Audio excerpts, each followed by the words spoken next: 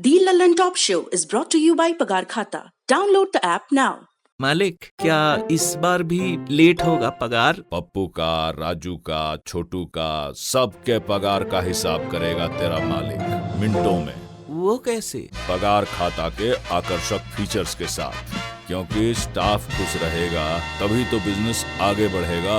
आज ही पगार खाता डाउनलोड करें।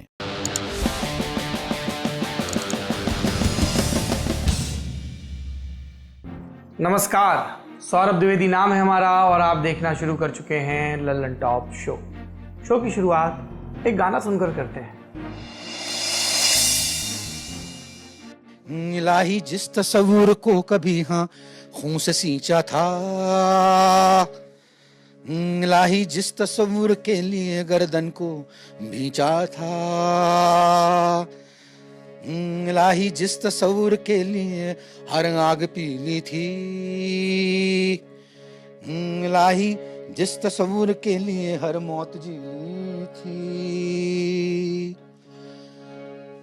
इलाही क्या कभी सोचा, इलाही क्या कभी सोचा था अपने उस तस्वुर से, इलाही क्या कभी सोचा था अपने उस तस्वुर से, जो उपजेगा कभी ऐसा भी ये हिंदुस्तान होगा, वतन की आबरू का पास देखें कौन करता है, सुना है आज मख्तल में हमारा इम्तिहान होगा,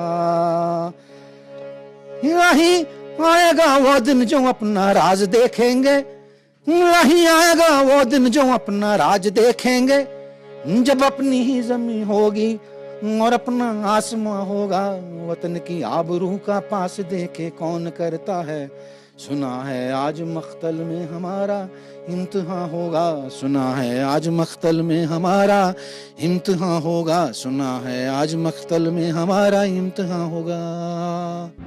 भगत सिंह, शहीद आजम भगत सिंह, एक ऐसा नाम जिनके बिना आज़ादी के संघर्ष का जिक्र पूरा नहीं होता। आज तारीख क्या है? 23 मार्च 2021। कुल जमा 90 साल हो गए भगत सिंह, राजगुरु और सुखदेव को शहीद हुए। 74 साल देश की आज़ादी को भी हो चुके हैं, लेकिन भगत सिंह जिस आज़ादी की लड़ाई लड़ रहे थे, क्या ये वही थे? आखिर क्या चाहते थे भगत सिंह और उनके साथी क्रांतिकारी? इसका जवाब हमें मिलता है उनके लिखे एक लेख बम के दर्शन में। क्या कहते हैं इसमें? क्रांतिकारियों का विश्वास है कि देश को क्रांति से ही स्वतंत्रता मिलेगी। वे जिस क्रांति के लिए प्रयत्नशील हैं और जिस क्रांति का रूप उनके सामने स्पष्ट है, उसका अर्थ केवल ये नहीं कि विदेशी शासकों और उनके पिट्ठुओं से क्रांतिकारियों का केवल सशस्त्र संघर्ष हो, बल्कि इस सशस्त्र संघर्ष के साथ साथ नवीन सामाजिक व्यवस्था के द्वार देश के लिए खुल जाएं। क्रांति पूंजीवाद, वर्गवाद और कुछ लोगों को ही विशेषाधिकार दिलाने वाली प्रणाली का अंत करेगी। ये देश को अपने पैरों पर खड़ा करेगी, उसे नवीन राष्ट्र और नए समाज का जन्म देगी, जन्म होगा। ये एक छोटा सा हिस्सा है सिर्फ 23 साल की उम्र में शहीद होने वाले भगत सिंह की समृद्ध समझ का। अगर आप उनके भाषणों को, उनके लिखे को पढ़ना चाहते हैं तो लल्लन टॉप की वेबसाइट पर जा सकते हैं, और भी दुनिया जहां की किताबें हैं जरूर पढ़िए, क्योंकि वही तरीका है उनको और उनकी विचारधारा को समझने का। अब सुर्खियों की तरफ चलते हैं। पहली सुर्खी कोरोना वैक्सीनेशन से जुड़ी है। 1 अप्रैल से, ये बड़ा और महत्वपूर्ण अपडेट है, 1 अप्रैल से 45 साल से अधिक उम्र वाले हर व्यक्ति को वैक्सीन लगेगी। मतलब अभी तक नियम था कि अगर किसी को गंभीर बीमारी है तो डॉक्टर के पर्चे एक साथ लगेगी 45 प्लस में और 60 प्लस में सबके साथ, लेकिन अब वो गंभीर बीमारी वाला राइडर भी हटा दिया गया है। केंद्रीय सूचना प्रसारण मंत्री प्रकाश जावड़ेकर ने प्रेस कॉन्फ्रेंस में आज ये जानकारी दी। जो भी 45 के ऊपर है, सब लोग अपना नाम रजिस्टर करें और अपॉइंटमेंट लेकर वो टीका लगाए, वैक्सीन करें। और एक और बात कहना चाहता हूं कि वैक्सीन पर्याप्त मात्रा में उपलब्ध है, उसकी चिंता करने की जरूरत नहीं है। दूसरी सुर्खी महाराष्ट्र से है। यहाँ पर होम मिनिस्टर हैं अनिल देशमुख, एनसीपी के नेता हैं, और इन पर पुलिस कमिश्नर रहे परमवीर सिंह ने कितने गंभीर आरोप लगाए हैं हम सब जानते हैं। इस पर अपडेट क्या है? आज बीजेपी नेता और पूर्व मुख्यमंत्री देवेंद्र फडणवीस ने प्रेस कॉन्फ्रेंस की और राज्य के इंटेलिजेंस विभाग की अफसर रही रश्मि शुक्ला, जो डेपुटेशन पर केंद्र में है, इनकी चिट्ठी का जिक्र किया और कहा कि उद्धव ठाकरे की सरकार में, ये जो महायुति महागठबंधन की सरकार चल रही है, ट्रांसफर पोस्टिंग में भयानक भ्रष्टाचार है। जिस चिट्ठी का जिक्र फडणवीस ने किया वो महाराष्ट्र के इंटेलिजेंस विभाग में कमिश्नर रही रश्मि शुक्ला ने 25 अगस्त 2020 को लिखी थी, ऐसा कहा जा रहा है। इसमें रश्मि शुक्ला ने पुलिस के कुछ बड़े अफसरों और दूसरे अधिकारियों का ट्रांसफर पोस्टिंग के रैकेट में शामिल होने का दावा करते हुए सबूत दिए थे। कुछ फोन रिकॉर्डिंग होने की बात भी कही थी। देवेंद्र फडणवीस का दावा है कि रिपोर्ट की वजह से खुद रश्मि शुक्ला को कार्रवाई का सामना करना पड़ा, लेकिन जिन पर आरोप लगा उन पर कार्रवाई नहीं हुई। पूर्व मुख्यमंत्री ने कहा कि मैं इस मसले को लेकर केंद्रीय गृह सचिव से मुलाकात करूंगा और पूरे विवाद की सीबीआई जांच की अपील। फडणवीस के आरोपों पर उद्धव सरकार में मंत्री अभी भी हैं नवाब मलिक, उन्होंने सफाई दी। रश्मि शुक्ला को आईपीएस ऑफिसर को बीजेपी का एजेंट बता दिया और कहा कि उन्होंने जो रिपोर्ट दी थी वो गैर कानूनी तरीके से फोन इंटरसेप्ट करके बताई गई थी। मंत्री जी स्पष्ट नहीं कर रहे हैं कि रिपोर्ट के सबूत गैर कानूनी थे या उसमें जो बात कही जा रही है उनमें वजन नहीं था। उद्धव ठाकरे सरकार लगातार सवालों में घिर रही है और सवाल ऐसे हैं जिनका जवाब देते बन नहीं रहा।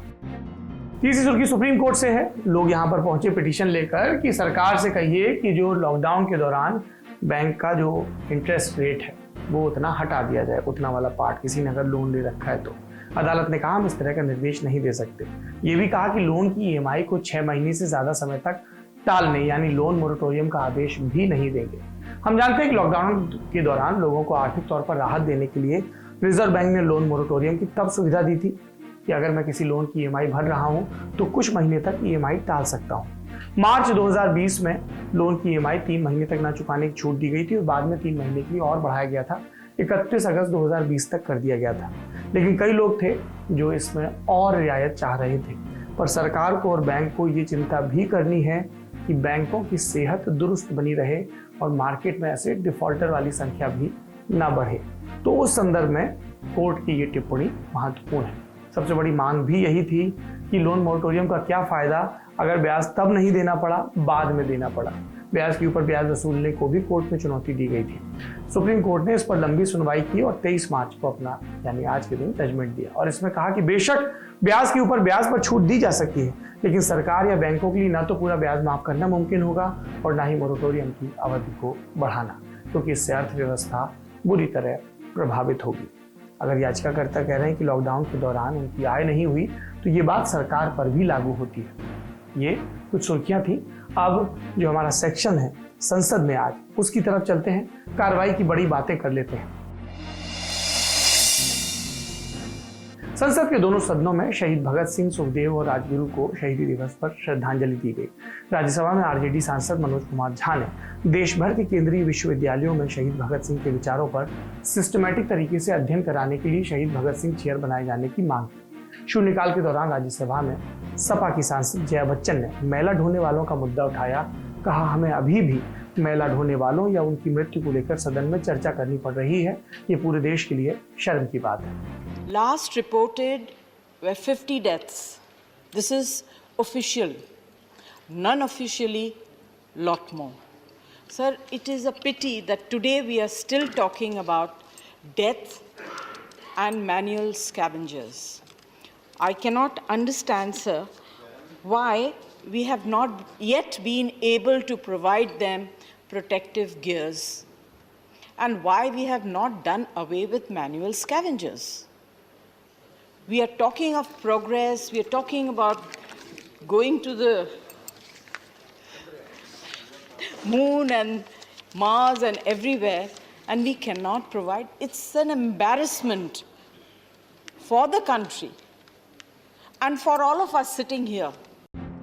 उधर लोकसभा में पास होने के बाद दिल्ली राष्ट्रीय राजधानी राज्य क्षेत्र शासन संशोधन विधेयक 2021 की राज्यसभा में पेश होना है। राज्यसभा में इसे लेकर गोलबंदी भी देखी गई। आम आदमी पार्टी के सांसद संजय सिंह ने इस विधेयक को लेकर सदन में स्थगन नोटिस दिया। कांग्रेस पार्टी ने व्हिप जारी कर सदस्यों को उपस्थित रहने को कहा।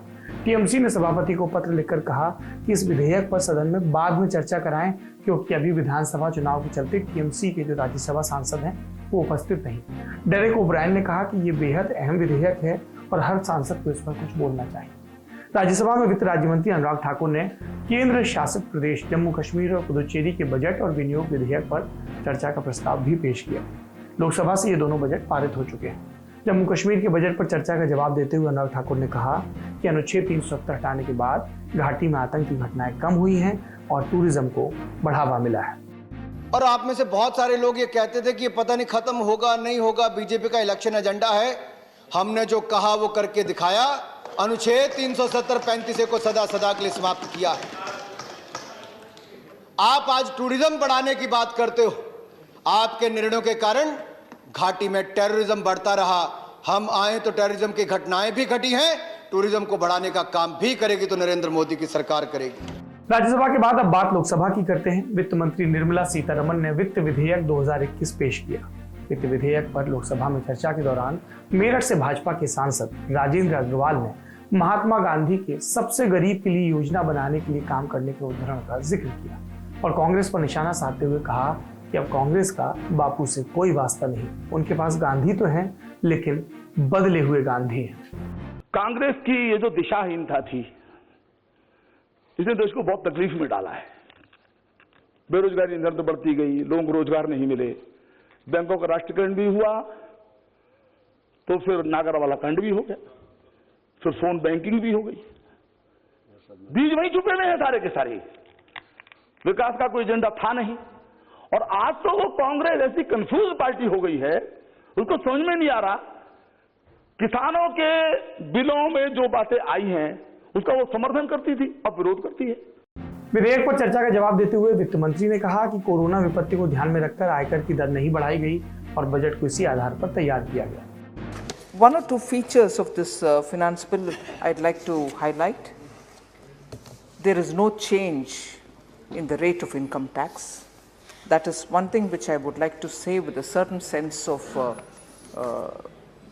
responsibility, because this is a point on which, even as the budget was being prepared, the Prime Minister was clear that we are not going to generate resources by raising tax to meet the contingency which has arisen out of the corona. So very clearly references to income tax have to be in that context. Lok Sabha में आज उत्तराखंड में आई तबाही पर भी सवाल पूछे गए। जवाब गृह मंत्रालय की तरफ से आया कि अब तक 74 शवों को बरामद किया गया है। 130 व्यक्ति अभी भी लापता है। एनडीएमए ने ऋषिगंगा और धौलीगंगा नदी में आकस्मिक बाढ़ के कारणों को समझने और भविष्य में ऐसी घटनाओं को रोकने के लिए और सुझाव लेने के लिए केंद्र और राज्य के विभिन्न संस्थानों और संगठनों के विशेषज्ञों की एक संयुक्त टीम भी बनाई है। ये संसद के आज के अपडेट थे। अब बढ़ते हैं दिन की बड़ी खबर की तरफ।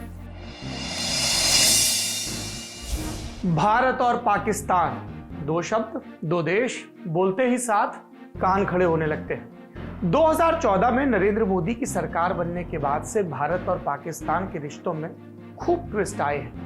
कभी पाकिस्तान के प्रधानमंत्री पीएम मोदी के न्योते पर भारत आ जाते थे, कभी एक शाम अचानक भारत के प्रधानमंत्री अफगानिस्तान से लौटते हुए रास्ते में शादी अटेंड कर लेते थे लाहौर में।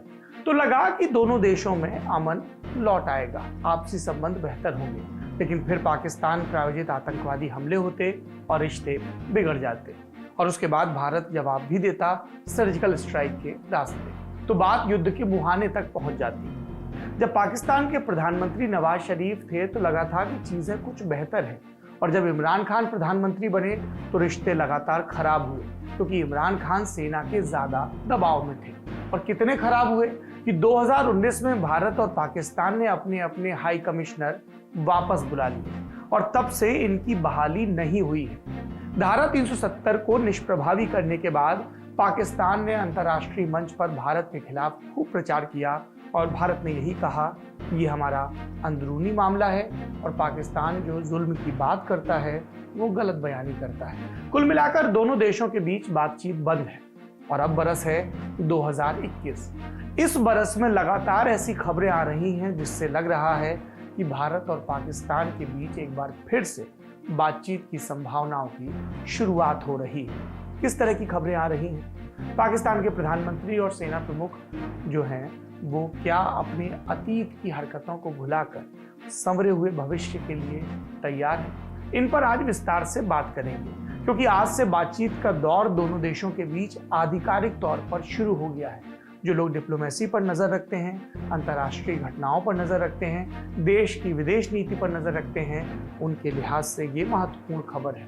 और देश की चिंता आपसे ज्यादा कौन करता है, इसलिए हमें लगा कि आज बड़ी खबर इसी पर करें। दिल्ली में आज से 2 दिन की परमानेंट इंडस कमीशन की बैठक शुरू हुई है। दोनों देशों के इंडस कमिश्नर यानी सिंधु नदी के कमिश्नर बैठक में हिस्सा ले रहे हैं। बैठक से अलग आज भारत में पाकिस्तान दूतावास के प्रभारी आफ्ताब हसन खान का बयान भी आया। उन्होंने कहा कि दोनों देशों के बीच अच्छे संबंध हों, हम यही कामना करते हैं। Pakistan would like to have good neighborly relations with all its neighbors, especially India, and for durable peace and stability, it's essential that we solve all bilateral issues with negotiations through dialogue. Especially the core issue of the Jammu Kashmir is also essential, which is pending and which is the long-standing issue before the United Nations. सुबुगाहट है कि दोनों देशों के विदेश मंत्री भी मिल सकते हैं। वैसे खबर एक और आ रही है कि शायद पहली दफा भारत की सेना पाकिस्तान में युद्ध के अभ्यास के लिए जाए। तो ये मिलिट्री एक्सरसाइज होती रहती है, लेकिन पाकिस्तान में भारत ने कभी भी ऐसी एक्सरसाइज नहीं की। तो ये इतनी सारे अपडेट्स क्यों आ रहे हैं, हवा कैसे बदल रही है, और जो भारत कहता था कि टॉक और टेररिज्म एक साथ नहीं चलेगा, वो बातचीत के लिए किन शर्तों पर राजी हुआ है। अपने हिस्से की बात बताएंगे, विद्वानों की भी सुनेंगे, लेकिन सबसे पहले बात करेंगे नरेंद्र मोदी सरकार की पाकिस्तान पॉलिसी की। मई 2014 में जब देश में सरकार बदली, नरेंद्र मोदी प्रधानमंत्री बने, तो विद्वानों में बहस चल रही थी कि अब अगले 5 साल में देश की नीतियां कैसी होंगी, विदेश नीति कैसी होगी, किस तरह का बदलाव होगा। और सबसे ज्यादा बात पाकिस्तान की पॉलिसी की। 2 तरह की थ्योरी दी जा रही थी। एक अनुमान ये था कि नरेंद्र मोदी सरकार के दौरान भारत और पाकिस्तान में तनाव ज्यादा बढ़ेगा, क्योंकि प्रधानमंत्री ने चुनाव प्रचार में भी पाकिस्तान को खूब ललकारा था और कांग्रेस पर पाकिस्तान को लेकर सॉफ्ट होने का आरोप लगाया था। ये वो दौर था जब हर दूसरी बात पर पाकिस्तान भेजा जाता था। दूसरी धारा भी थी जो ये कहती थी कि चूंकि नरेंद्र मोदी को डिसाइसिव मैंडेट मिला है, जो बहुसंख्यक हैं उनका समर्थन मिला है, तो वो एक बड़ी पहल कर सकते हैं। अटल बिहारी वाजपेयी के जमाने में भी यही बात कही जाती थी कि एक हिंदुत्व की राजनीति करने वाली पार्टी आई है, तो वो जो समाधान देगी वो ज्यादा स्थायी होगा। इन सब बातों को लेकर भी खूब सारे तर्क दिए गए। लोगों ने कहा कि नरेंद्र मोदी पर सॉफ्ट होने का इल्जाम नहीं लगेगा, तो वो कोई डिसाइसिव पॉलिसी अपना सकते हैं। इस दौरान हुआ क्या, ये तो 2014 की स्पेकुलेशन थी। जो हुआ उसे अंग्रेजी में कहते हैं फ्लिप फ्लॉप पॉलिसी, कुछ भी स्थायी नहीं। कैसे? 14 में जब शपथ ग्रहण हुआ तो सार्क देशों के प्रमुखों को बुलाया गया। पाकिस्तान से प्रधानमंत्री नवाज शरीफ आए। उसके बाद बिना किसी बदलाव के पाकिस्तान के साथ भारत के रिश्ते आगे बढ़े। प्रधानमंत्री बनने के 1.5 साल बाद नरेंद्र मोदी दिसंबर 2015 में अचानक पाकिस्तान के प्रधानमंत्री नवाज शरीफ की नाती की शादी समारोह में लाहौर पहुंच जाते हैं। उनकी मदर से सबसे बड़े प्रेम से मिलते हैं, गलबहियां होती हैं। लगता है कि मोदी और शरीफ के बीच एक बॉन्डिंग बन रही है, लेकिन फिर 1 हफ्ते बाद ही भारत के पठानकोट एयरबेस पर हमला होता है और फिर से दोनों देशों की सरकारों के बीच विश्वास में कमी दिखती है, दूरियां बढ़ती हैं। कुछ महीनों बाद बातचीत फिर पटरी पर लौटती है। 2016 में रूस के उफा में हुए शंघाई सहयोग संगठन की बैठक के दौरान मोदी और नवाज शरीफ द्विपक्षीय बैठक भी करते हैं। जुलाई में नेता मिलते हैं, लेकिन 2 महीने बाद सितंबर में उरी में सेना के बेस पर पाकिस्तान प्रायोजित आतंकवादियों का हमला होता है और फिर भारत करता है सर्जिकल स्ट्राइक। सरहद पर इसके बाद गोलीबारी बढ़ जाती है। बात यह भी सामने आती है कि नवाज शरीफ की सरकार तो भारत से अच्छे रिश्ते बनाना चाहती थी, लेकिन जो वहां की फौजी हुकूमत है उसका साथ नहीं मिल रहा था। यही 99 में भी हुआ था और कहा गया कि यही अब भी हो रहा है। पाकिस्तान की फौज चाहती है कि भारत का डर पाकिस्तान में हमेशा बना रहे, ताकि पाकिस्तान की फौज और उसके रिटायर्ड जनरलों को लगातार खूब फंड मिलता रहे और उनकी तकदीरें संवरती रहें। तो इन सब के बीच आता है अगस्त 2018, जब पाकिस्तान में आम चुनाव होते हैं और इस बार नवाज शरीफ की पार्टी हार जाती है। उन्हें चुनौती दे रहे थे उस वक्त विपक्ष में रहे इमरान खान, और चुनाव प्रचार के दौरान इमरान क्या बोलते थे कि नवाज शरीफ नरेंद्र मोदी का यार है। तो जैसे अपने यहाँ लोग पाकिस्तान के बारे में तीखी बातें करते हैं, वैसे ही पाकिस्तान में भी भारत का जिक्र आता था। भारत और पीएम मोदी के बारे में इमरान खान लगातार कड़वाहट भरी बातें करते रहे प्रचार के दौरान, लेकिन प्रधानमंत्री बनने के महीने भर बाद ही बातचीत का न्योता भी उनकी तरफ से आता है। न्यूयॉर्क में भारत की विदेश मंत्री सुषमा स्वराज और पाकिस्तान के उस समय के विदेश मंत्री शाह महमूद कुरैशी, इनके बीच बातचीत तय होती है, लेकिन ऐन वक्त पर यह बातचीत रद्द हो जाती है। फिर फरवरी 2019 आता है, जब जम्मू कश्मीर के पुलवामा में आतंकवादी हमला होता है। पाकिस्तान के आतंकवादी संगठन जैश ए मोहम्मद का इस हमले में नाम आता है। उसके बाद भारत बालाकोट में सर्जिकल स्ट्राइक करता है। फिर दोनों देशों के लड़ाकू विमानों के बीच डॉग फाइट होती है। विंग कमांडर अभिनंदन पाकिस्तान में युद्धबंदी बनते हैं और अंतर्राष्ट्रीय दबाव में और भारत के डिप्लोमेटिक प्रेशर में उनको छोड़ना पड़ता है पाकिस्तान को। दोनों तरफ से युद्ध की धमकियां दी जाती हैं। भारत में चुनाव होता है। नरेंद्र मोदी फिर से और बड़े जनादेश के साथ सत्ता में आते हैं, लेकिन जो बालाकोट स्ट्राइक के बाद भारत और पाकिस्तान ने अपने हाई कमिश्नर्स को वापस बुलाया था, उनकी बहाली अभी तक नहीं हुई। और एक बड़ा बदलाव क्या हुआ जिसका पहले जिक्र किया, 5 अगस्त 2019 को भारत ने जम्मू कश्मीर में जो धारा 370 थी उसको निष्प्रभावी कर दिया। अब पाकिस्तान नए सिरे से धमकियां देता है। गोलीबारी सीमा पर बढ़ जाती है, यानी कि सीज फायर का उल्लंघन बढ़ता है। लगता है कि दोनों देश इतने दूर निकल आए कि रिश्तों के सुधार में बहुत कोशिश और बहुत वक्त लगेगा। पर फरवरी 2021 से दूसरे तरह की खबरें आने लगती हैं। दोनों देशों की सेनाओं के बॉर्डर कमांडर सीमा पार फायरिंग रोकने का ऐलान करते हैं। 2003 के सीज फायर करार का जिक्र करते हैं और कहते हैं इसी को लागू किया जाएगा। पाकिस्तान की तरफ से भारत के अनुकूल बयान भी आने लगते हैं। वहां के प्रधानमंत्री को कोरोना होता है तो हमारे प्रधानमंत्री नरेंद्र मोदी ट्वीट कर स्वस्थ होने की कामना करते हैं। ये सब कैसे हुआ? जवाब है बैक चैनल डायलॉग से। पर्दे के पीछे दोनों देशों में बातचीत चल रही थी और ये बातचीत करवाने वाले कई प्लेयर सामने आ रहे हैं अलग अलग दावों के मुताबिक। मसलन एक प्लेयर संयुक्त अरब अमीरात, जिसका जिक्र हो रहा है। अंतर्राष्ट्रीय न्यूज एजेंसी है ब्लूमबर्ग, इसने सोमवार को एक खबर छापी और इसमें दावा किया कि जब भारत और पाकिस्तान के बॉर्डर कमांडर्स ने पिछले महीने साझा बयान जारी किया और 2003 के सीज फायर वाले करार को मानने की बात कही, उसके 24 घंटे बाद संयुक्त अरब अमीरात के विदेश मंत्री शेख अब्दुल्ला बिन जायद अल नाहयान भारत आए एक दिन के दौरे पर। ब्लूमबर्ग की खबर के मुताबिक ये दौरा भारत पाकिस्तान के बीच बातचीत और दूसरे समझौतों से जुड़ा हुआ था। यूएई पाकिस्तान को लगातार समझा रहा था कि बातचीत की मेज पर आना जरूरी है, यानी एक एक्टर के तौर पर काम कर रहा था और सीज फायर में उसका भी एक रोल था, ऐसा उस खबर में दावा है। अब अगले चरण में दोनों देश हाई कमिश्नर की बहाली भी कर सकते हैं। तो एक तो ये यूएई वाला एंगल हो गया। दूसरा, अंतर्राष्ट्रीय मामलों के जानकार कह रहे हैं कि डायलॉग टेबल पर आने की कुछ और वजहें भी हैं। सुनिए। देखिए, उसके कई कारण हैं। एक तो सबसे बड़ा कारण तो यह है कि वहाँ के अंदरूनी हालात बहुत खराब हो गए हैं पाकिस्तान के। बहुत सीरियस इकोनॉमिक क्राइसिस भी है और पॉलिटिकल हलचल भी बहुत ज्यादा हो गई है। 11 पार्टी का जो डेमोक्रेटिक मूवमेंट जो खड़ा हो गया है वो एक बहुत बड़ा चैलेंज बनता चला जा रहा है पूरे देश में। पहली दफे ऐसा हो रहा है कि सेना के खिलाफ भी बात कर रहे हैं। इमरान खान की जो सरकार थी और जो उनकी जो रेपुटेशन लगातार खराब होती चली जा रही है और वो अपने को as a Pakistani pan national Pakistan leader के रूप में ही मर्ज नहीं कर पाए पूरे पाकिस्तान के। और वो किसी भी फ्रंट पे कामयाब नहीं हुए। उन्हीं ने बहुत से वायदे किए थे कि लाखों मकान बनाएंगे, करोड़ों जॉब्स देंगे, जो पैसा करप्शन से बाहर गया है उसको वापस लाएंगे। इस तरह की बहुत सी बातें उन्हीं ने की थी, लेकिन इकोनॉमी और ख़राब हो गई। इकोनॉमिक कंडीशन भी पाकिस्तान की समय बहुत ख़राब है। उनके पास जो फॉरेन रिजर्व्स हैं वो बहुत ही कम है।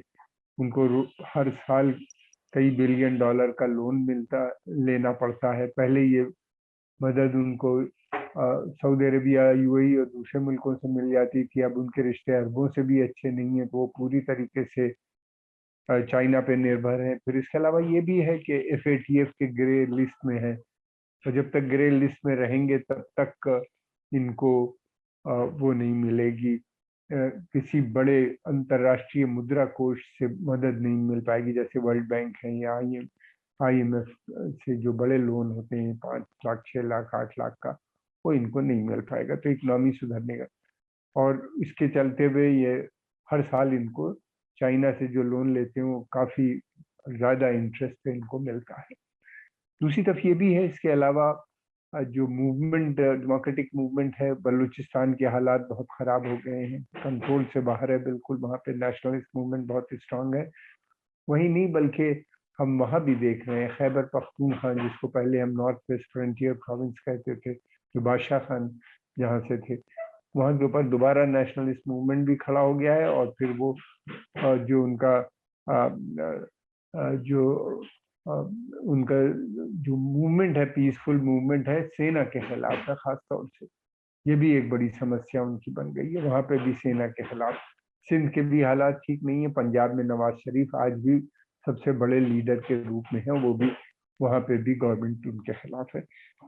इन सब के अलावा एक और बहुत इम्पोर्टेंट बात है, वो ये है कि इंटरनल हालात जब हमने देखा है बिगड़ते हैं तो सेना का इस्तेमाल दमन के लिए वो पाकिस्तान के अंदर उन्हें करना है, क्योंकि दमन की नीति अब वो अपनाने जा रहे हैं, इसलिए वो बॉर्डर पे चाहते हैं अमन शांति रहे। और दूसरी तरफ ये भी है कि वो ये भी चाहते हैं कि इस समय तालिबान से बातचीत चल रही है, तो इस वजह से उन्हें वो अफगानिस्तान बॉर्डर पे अपना डिप्लॉयमेंट बढ़ाना चाहते हैं। और वो चाहते हैं कि ये इंडिया का जो बॉर्डर है वो काम हो जाए, ताकि ये अफगानिस्तान पे ज़्यादा कंसंट्रेट कर सकें। तालिबान से बातचीत चल रही है, तालिबान को मदद भी ये करेंगे, और इस तरह से वो चाहते हैं कि उधर तो अफगानिस्तान भी एक फैक्टर है। हमने जब भी देखा है, जब इनका अफगानिस्तान से बातचीत होती है या तालिबान से बातचीत होती है अफगानिस्तान, तो वो हिंदुस्तान वाला बॉर्डर को काम करने की कोशिश करते हैं। अमेरिका का, यूरोप के देशों का भी काफ़ी दबाव है। हम अपने अनुभव से जानते हैं कि इस तरह की बातचीत पहले भी हुई, पर ज्यादा वक्त नहीं चली। अक्सर पाकिस्तान के बारे में कहा जाता है कि वहां सरकार भारत से रिश्ते सुधारना भी चाहे तो सेना नहीं मानती। सेना और आईएसआई का आतंकवाद से मोह नहीं छूटता। लेकिन इस बार बातचीत को लेकर पाकिस्तान की सेना और सरकार एक पाले में दिख रही है प्रकट तौर पर। इस लिहाज से बातचीत से कितनी उम्मीदें रखी जाएं? क्या कश्मीर में आतंकवाद को पाकिस्तान की सेना से जो सहयोग मिलता है वो बंद हो जाएगा? इससे पहले भी हमने देखा, जनरल मुशर्रफ के समय में भी आर्मी शासन था, जब के वक्त में भी था। लेकिन पाकिस्तान की नीति नहीं है भारत से अच्छे रिश्ते बनाने के लिए। वो थोड़े समय के लिए ज़रूर कोशिश करते हैं कि हो जाए, फिर उसके अलावा एक अपनी छवि बना लेने की कोशिश करते हैं अंतर्राष्ट्रीय समुदाय में या बाहर, फिर उसके बाद वो रिवर्स हो जाते हैं। पाकिस्तान के साथ प्रॉब्लम यह है कि पाकिस्तान का सबसे पावरफुल इंस्टीट्यूशन आर्मी है, और आर्मी तभी तक सबसे शक्तिशाली बना रहेगा जब तक कि वो कश्मीर इशू को उठाता रहता है, यानी भारत के से टेंशन बनाए रखता है। भारत से टेंशन बना के वो अपने को पाकिस्तान का इस्लामिक स्टेट का गार्डियन, मुहाफिज के रूप में पेश करता है। और फिर उसके अलावा ये भी है कि वो पॉलिटिकल पावर भी इस्तेमाल करता है। तो जब तक वहाँ पे, हाँ, अगर डेमोक्रेटिक फोर्सेस आती हैं तो ज़रूर मैं समझता हूँ कि रिश्ते अच्छे होंगे।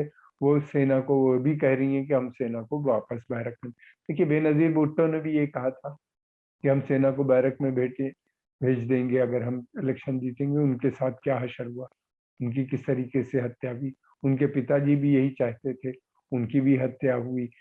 फिर उसके अलावा जनरल परवेज मुशर्रफ वाकई चाहते थे कि भारत से दोस्ती हो जाए, और उन्हीं ने सख्ती भी की थी आतंकवादी संगठनों पे, और वो लाल मस्जिद का जो ऑपरेशन था। लेकिन अब उसकी हालत यह है कि वो मुल्क के अंदर वापस नहीं आ सकते। अगर आएंगे तो पता नहीं क्या होगा उनके साथ, यूएई में बैठे हैं। उसके अलावा नवाज शरीफ ने कोशिश की, प्रधानमंत्री मोदी जी वहाँ स्वयं गए लाहौर, लेकिन उसके बाद उनकी सरकार टॉपल हो गई, और नवाज शरीफ इस वक्त लंदन में बैठे हैं, जेल गए फिर लंदन चले गए। तो ये आर्मी होने नहीं देती किसी भी सूरत से अच्छे संबंध दोनों मुल्कों के बीच में। और आर्मी का जो रोल है फिर वो कम होने लगता है, इसलिए वो ऐसा नहीं करते। देखना ये है कि कितना प्रेशर है। इस वक्त तो मुझे लगता है कि अफगानिस्तान उनके आगे के लिए बहुत बड़ी प्रियोरिटी बन गई। उनको ऐसा लगता है कि तालिबान वहाँ पे सत्ता में आने वाले हैं, और वो इस वक्त पूरा उनका कंसंट्रेशन जो होगा अफगानिस्तान के ऊपर होगा, और इंटरनल सिचुएशन को में वहाँ पे जो बिगड़ रही है उसको दबाने के लिए उनको आर्मी का भी डिप्लॉयमेंट करना पड़ेगा। ये डेमोक्रेटिक मूवमेंट जो है ये बहुत स्ट्रांग हो गए हैं सभी प्रांतों में, और इनके कंट्रोल से बाहर हो रहे हैं। सरहद पार पाकिस्तान में इस बातचीत को लेकर किस तरह का रवैया है लोगों का, वहाँ के राजनयिक और टिप्पणीकार क्या सोच रहे हैं, किस मजबूरी में, किस दबाव में इमरान खान सरकार बातचीत के लिए राजी हुई, ये समझने के लिए हमने पाकिस्तान के लाहौर बेस्ड वरिष्ठ पत्रकार सज्जाद पीरजादा से बात की। पाकिस्तान के आर्मी चीफ के बयान के बाद हमने इस दफ़ा ये देखा कि मीडिया टॉक शो नहीं सजे और कहीं और से भी बयानात नहीं आए इस बयान के मुखालफत में। इसकी वजह इंटरनेशनल लेवल पर भी कुछ दबाव है, पाकिस्तान के लोगों की तरफ से भी दबाव है, सेकुलर लोगों की तरफ से, और हालात भी ये बताते हैं कि जब दोनों मुल्कों के दरमियान ताल्लुकात ख़राब होते हैं तो लोगों का नुकसान होता है, पासपोर्ट वीज़े की बंदिश हो जाती है, बिज़नेस ट्रेड बंद हो जाती है। लेकिन इसके बाद अब ये देखा जा रहा है कि हिंदुस्तान की तरफ से ये भी कहा जाता है कि कश्मीर में जो ताकतें ऐसी हैं जो हालात अच्छे नहीं होने देती, जहाद के नाम पर जो वहाँ पर खून खराबा करती हैं, उनको भी कंट्रोल किया जाए। तो ये जब भी ताल्लुकात अच्छे होने की बात होती है, इंडिया कहता है टेररिज्म ख़त्म की जाए। अब इस हवाले से हाफिज़ सईद साहब के अगर आप बयानात देखें तो वो टेररिज्म की इस बात में आते हैं कि वो कहते हैं वहाँ पर हम हमले करवाते हैं, और ये एक सबूत है कि उनको पाकिस्तान की हुकूमत ने गिरफ़्तार किया हुआ है, वो अब जेल में हैं। तो अब इस हवाले से भी ये समझा जा रहा है कि अच्छे हालात हो सकते हैं, पाकिस्तान सिंसियर है, क्योंकि ऐसे जो कुव्वतें हैं जो हालात ख़राब करती हैं वो अब जेल में हैं। ये तो बातचीत की बात हो गई, अब मिलिट्री एक्सरसाइज की तरफ चलते हैं। पाकिस्तान का एक प्रांत है खैबर पख्तूनवा, यहाँ के पाबी में एंटी टेररिज्म सेंटर है। शंघाई के जो समूह देश हैं उनकी यहाँ पर सैन्य एक्सरसाइज होनी है, और खबरें हैं कि भारत भी इस अभ्यास में हिस्सा ले सकता है। अगर ऐसा होता है तो पहली बार भारत की सेना पाकिस्तान में युद्ध के अभ्यास के लिए जाएगी। युद्ध के लिए तो हम पहले भी गए हैं। हम उम्मीदें करते हैं कि हमारे आसपास के जो पड़ोसी हैं उनमें लोकतंत्र मजबूत हो, क्योंकि जब उनमें लोकतंत्र मजबूत होगा तो उन्हें समझ में आएगा कि जो मुकाबला करना है वो स्वास्थ्य, शिक्षा, तकनीकी के मामले में करना है, गरीबी के खिलाफ करना है। बाकी ऐसे जोशीले नारे देकर एक दूसरे को दुश्मन बनाकर सब जगह अपना अपना हित साधते हैं। और पाकिस्तान जिस तरह से भारत में आतंकवाद को प्रायोजित करता है उससे भारत तो जूझ ही रहा है, निपट भी रहा है, लेकिन पाकिस्तान का भी कोई भला नहीं हो रहा, वो खुद उस इस्लामिक आतंकवाद की चपेट में है। आज की बड़ी खबर में इतना ही। अब चुनावी राज्यों की तरफ चलते हैं, क्योंकि देश में ये भी एक बड़ी खबर है, लगातार सुर्खियां बन रही हैं।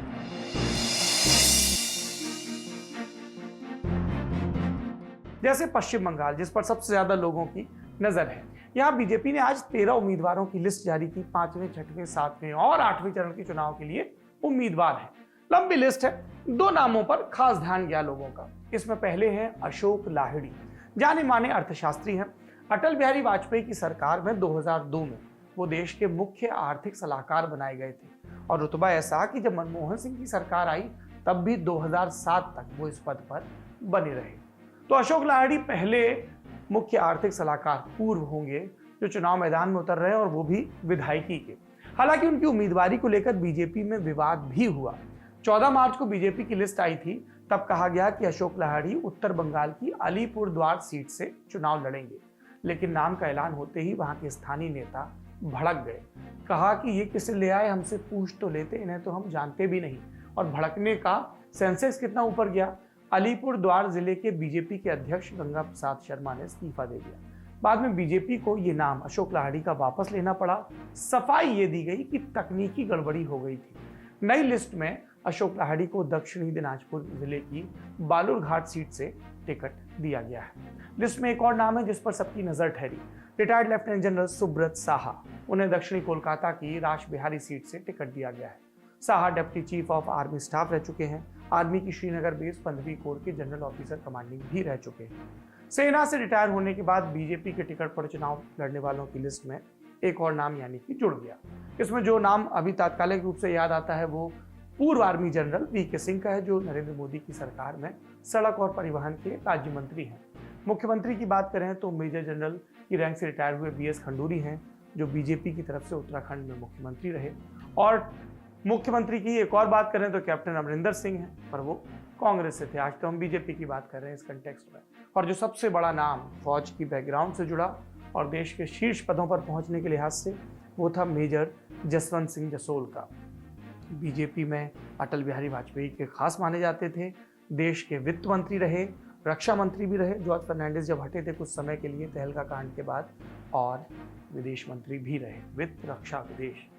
तो ये तो आर्मी की बैकग्राउंड वाला एक क्विक अपडेट था। साहा और लाहिड़ी जैसे कैंडिडेट्स लाने के पीछे बीजेपी की क्या योजना है? कहा जा रहा है कि शहरी मध्य वर्ग के बीच ये मैसेज देना है कि अच्छे क्रेडेंशियल्स वाले पढ़े लिखे लोग भी हमसे जुड़ रहे हैं, और उसी क्रम में इन सबको चुनाव मैदान में उतारा जा रहा है। बंगाल का अपडेट हो गया। असम चलते हैं। यहाँ पर बीजेपी ने अपना संकल्प पत्र जारी किया। चूंकि असम में ये सत्ता में है, राष्ट्रीय अध्यक्ष जेपी नड्डा ने जारी किया, तो लोगों की नजर गई। अब कॉन्ट्रडिक्शन देखिए, अगल बगल राज्य हैं। पश्चिम बंगाल में बीजेपी कह रही है सीएए लागू करेंगे, लेकिन असम में अपने घोषणा पत्र में इसका जिक्र भी नहीं कर रहे हैं। क्यों? क्योंकि 2019 में सीएए को लेकर असम में काफी बवाल हुआ था। बीजेपी ने क्या लिखा असम के संकल्प पत्र में? एनआरसी का जिक्र किया, सीए का नहीं, और कहा कि इसे सही ढंग से करवाएंगे। एनआरसी करेक्शन के अलावा बीजेपी ने 30 लाख परिवारों को अरुणोदय योजना के तहत 3,000 रुपए महीने देने का वादा किया। नौकरियों की बात करें तो सरकारी में 2 लाख और प्राइवेट में 8 लाख नौकरियों का वादा। सरकारी स्कूलों में बच्चों को थ्रू आउट मुफ्त शिक्षा और लड़कियों को 8वीं के बाद साइकिल देने जैसे वादे भी हैं। असम में चुनाव में 2 दिन पहले कांग्रेस ने भी अपना मैनिफेस्टो जारी किया था। तब कांग्रेस ने कहा था कि हम ऐसा कानून लाएंगे जिससे राज्य में सीएए लागू ना हो। उन्होंने ये भी कहा था कि हम हर गृहिणी को 2,000 रुपए महीना देंगे, 5 लाख सरकारी और 25 लाख प्राइवेट। तो उन्होंने 2 लाख और 8 लाख, इन्होंने 5 लाख और 25,000 का वादा किया। और चाय बागान मजदूरों के लिए कहा कि आपकी न्यूनतम आय बढ़ाकर 365 रुपए प्रतिदिन करेंगे और 200 यूनिट बिजली भी मुफ्त देंगे। हम जानते हैं असम में 3 चरणों में चुनाव है। 27 मार्च को पहले चरण की वोटिंग है। ये असम और बंगाल के अपडेट थे। अब दक्षिण की तरफ चलते हैं। केरल से 2 अपडेट हैं। पहला, कांग्रेस की हाई प्रोफाइल एक न्यूनतम आय योजना थी जिसे शॉर्ट में न्याय कहा जाता था। कांग्रेस के समर्थक कह रहे थे कि ये 2019 के चुनाव में लोकसभा के राहुल गांधी का मास्टर स्ट्रोक है। राहुल गांधी ने तब कहा था कि इससे किसानों की आय में, देश की जीडीपी में बदलाव होगा। प्रति महीने उनको 6,000 मिलेंगे, साल के 72,000 सपोर्ट के लिए। अब राहुल गांधी कह रहे हैं कि अगर केरल में यूडीएफ, जो कांग्रेस के नेतृत्व वाला गठबंधन है, अभी विपक्ष में, अगर उसकी सरकार बनती है तो न्याय योजना की टेस्टिंग हो जाएगी। ये भी कहा कि मुझे इसके सफल होने का भरोसा है। बोले कि लाभार्थियों को सीधे बैंक अकाउंट में हर साल 72,000 रुपए मिलेंगे।